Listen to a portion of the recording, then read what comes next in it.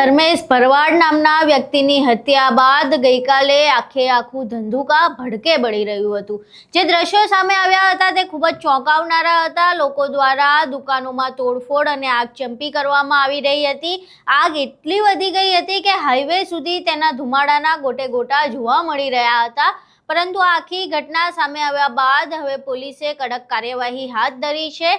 Police દ્વારા જે માહિતી આપવામાં આવી છે તે અનુસાર 100 થી વધુ લોકો સામે ગુનો દાખલ કરવામાં આવ્યો છે અને અનેકના ગેરકાયદે દબાણો જે છે તેના ઉપર બુલડોઝર પણ ફરવાનું છે। હવે કોના ઘર ઉપર અને કોની મિલકત ઉપર બુલડોઝર ફરવાનું છે તેના વિશે વિગતે ચર્ચા કરીએ। નમસ્કાર, તમે જોઈ રહ્યા છો ચક્રવાત ન્યૂઝ, હું આપની સાથે હેમંત।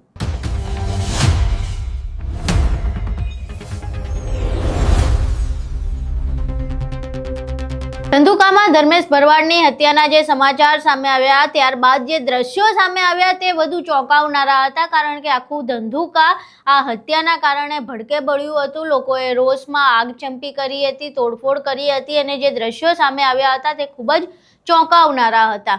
આ દ્રશ્યો સામે આવ્યા બાદ પોલીસે સમગ્ર બાબતે નોંધ લીધી અને ઘટના સ્થળે પહોંચી ગઈકાલ રાતથી અત્યાર સુધી દરેક ઘરોમાં ધંધુકામાં કોમ્બિંગ શરૂ છે। પોલીસ તમામ શંકાસ્પદોને શોધી રહી છે। આ સિવાય 100 થી વધુ જે લોકો આગચંપી અને તોડફોડમાં સામેલ હતા તેમની સામે રાયોટિંગનો ગુનો દાખલ કરવામાં આવ્યો છે।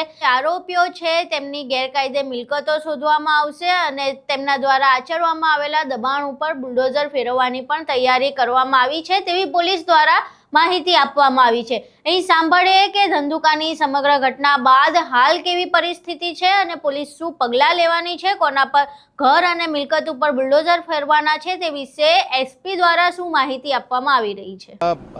पीड़ित परिवार से मैं मिला हूँ और वो पुलिस की कामगिरी से पूर्णतः संतुष्ट है और साथ ही साथ उनकी एक मांगनी थी कि स्पेशल पब्लिक प्रोसिक्यूटर अपॉइंट किया जाए और ये जो इसकी तपास है वो तपास बहुत डिटेल में की जाए। तो इसके लिए हम सरकार से और हमारे ऊपरी अधिकारियों से सलाह करके इसकी एक एसआईटी जो है वो हम बिठाएंगे और साथ ही साथ एक स्पेशल पब्लिक प्रोसिक्यूटर की अपॉइंटमेंट करने के लिए हम सरकार में इसकी रजूआत करेंगे। और इसके साथ साथ इस पूरे एरिया में आप देख सकते हैं कि सभी दुकानें रूटीन में खुली है और पूर्णतया शांतिपूर्ण माहौल है।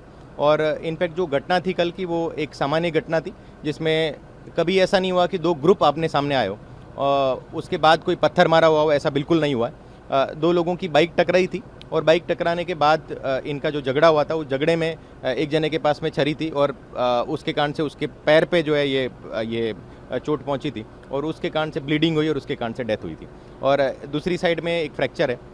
ये पूरी घटना के बाद में जिस तरीके से आगे वालों के साथ हमारी मीटिंग हुई, उनकी जो मांगनी थी, जो रजूआत थी, उन सभी विषयों पे हमने काम किया और पुलिस की कामगिरी से उनका परिवार और उनके समाज के सभी आगे वाले पूर्णतः संतुष्ट हैं।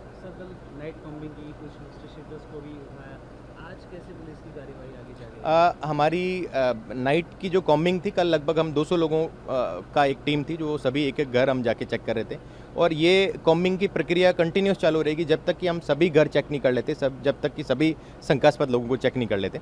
और इसके साथ साथ ये सरकार का एक होल गवर्नमेंट अप्रोच के साथ इनका जो जहाँ पे इलीगल दबाण है वो दबाण भी जो है हटाने की प्रक्रिया जो है हम चालू करने वाले हैं। आज ही सर होगा या दबाण हटाने की प्रक्रिया में जो प्रोसेस है वो प्रोसेस फॉलो करके जो नोटिस देने की जो प्रक्रिया वो प्रक्रिया करके इनका दबाण हटाने की कार्रवाई चालू की जाएगी।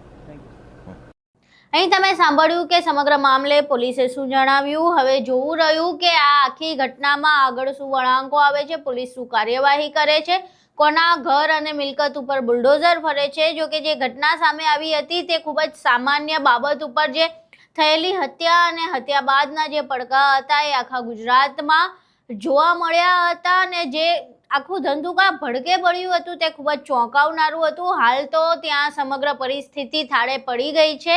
હાલ ત્યાં શાંતિનો માહોલ જોવા મળી રહ્યો છે પરંતુ જે આગચંપી બાદના દ્રશ્યો છે તે ખૂબ ચોંકાવનારા છે। પોલીસ દ્વારા આખા ધંધુકામાં કર્ફ્યુ જાહેર કરી દેવાયું હતું અને હાલ તમામ ઘરોમાં કોમ્બિંગ કરવામાં આવી રહ્યું છે। દરેક શંકાસ્પદોને પકડવામાં આવી રહ્યા છે પરંતુ આ આખા મામલે હવે जनताનો રોષ શાંત થયો છે કે કેમ અને આ મામલો હજુ આગળ વકરે છે કે કેમ તે મહત્વનું પાસું છે। ગઈકાલે પોલીસ દ્વારા જે આવડી બધી માનહાનિ થઈ અને જે ધંધુકા આખું ભડકે બળ્યું ત્યાં સુધી કોઈ કાર્યવાહી ન કરવામાં આવી હતી।